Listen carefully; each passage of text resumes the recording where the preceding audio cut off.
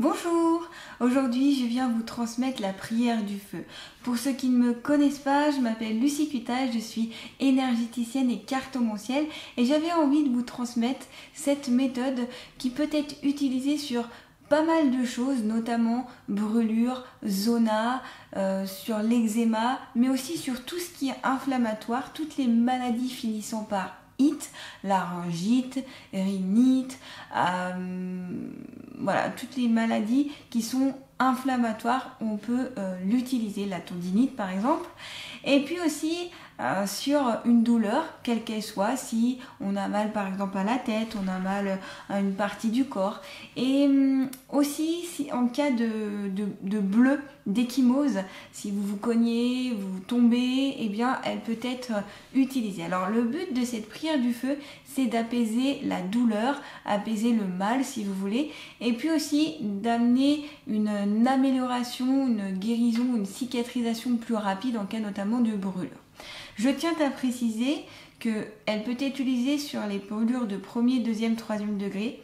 Cependant, pour les deuxième et troisième degrés, je vous conseille de consulter un médecin, et d'ailleurs pour quelque pathologie que ce soit, de bien consulter un médecin pour faire les soins nécessaires pour avoir pas avoir notamment d'infection en cas de brûlure par exemple, et d'avoir un avis médical. La prière du feu ne remplace pas un avis médical, je tiens encore une fois à le préciser. C'est plutôt quelque chose de complémentaire et qui va aider en fait. Voilà, il faut plus se voir comme ceci, ok ? Donc, elle peut être utilisée sur beaucoup de choses. Ce qui est bien, c'est qu'elle est universelle. Tout le monde peut l'utiliser.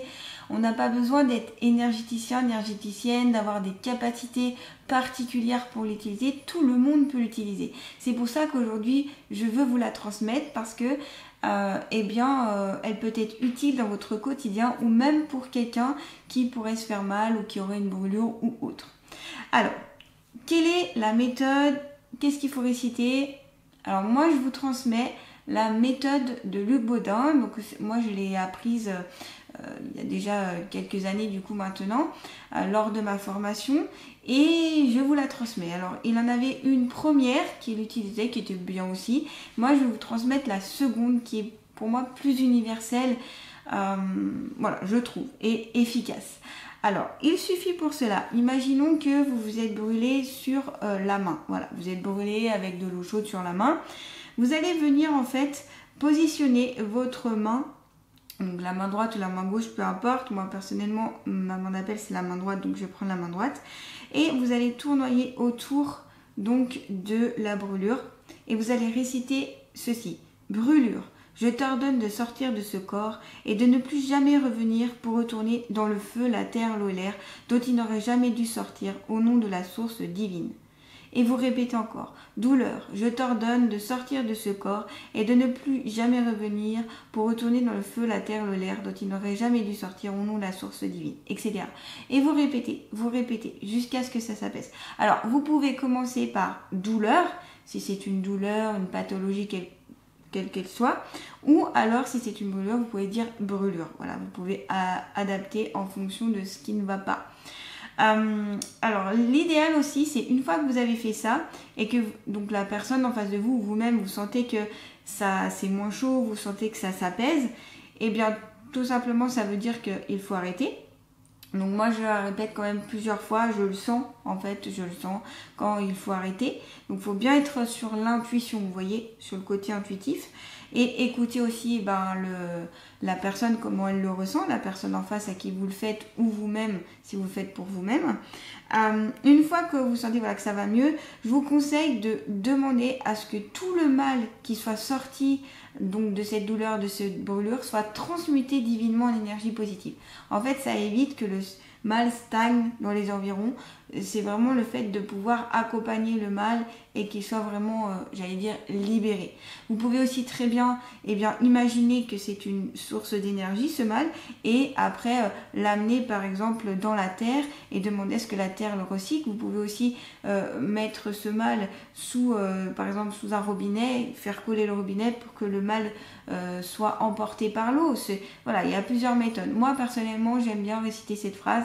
Je demande à ce que tout le mal qui a été retiré soit transmuté divinement en énergie positive, maintenant et pour toujours. Voilà. Après, voilà, il y a différentes façons de faire, il y a différentes phrases qui existent. Moi, c'est la méthodologie que je pratique et que je connais, que je pratique aussi dans mon cabinet et où j'ai des bons résultats. Voilà. Alors, comme je vous l'ai dit, ça ne fait pas tout. C'est pas parce que vous allez réciter cette prière qu'il ne faut pas faire de soins, qu'il ne faut pas mettre de crème, qu'il faut pas... Voilà. C'est vraiment un complément. C'est un plus. C'est bénéfique. C'est... Voilà. C'est... Quand on peut avoir cette méthode-là, ça peut être très intéressant.